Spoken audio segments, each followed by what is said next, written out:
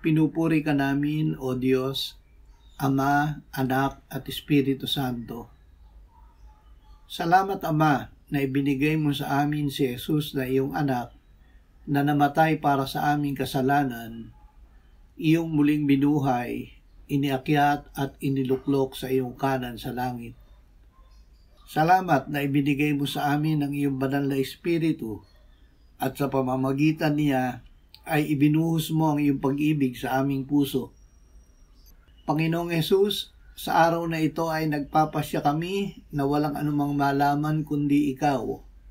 Puspusin mo kami ng Espiritu Santo at ng iyong kapangyarihan upang kami ay makapamuhay hindi sa aming karunungan kundi sa karunungan at kapangyarihan mo. Amen.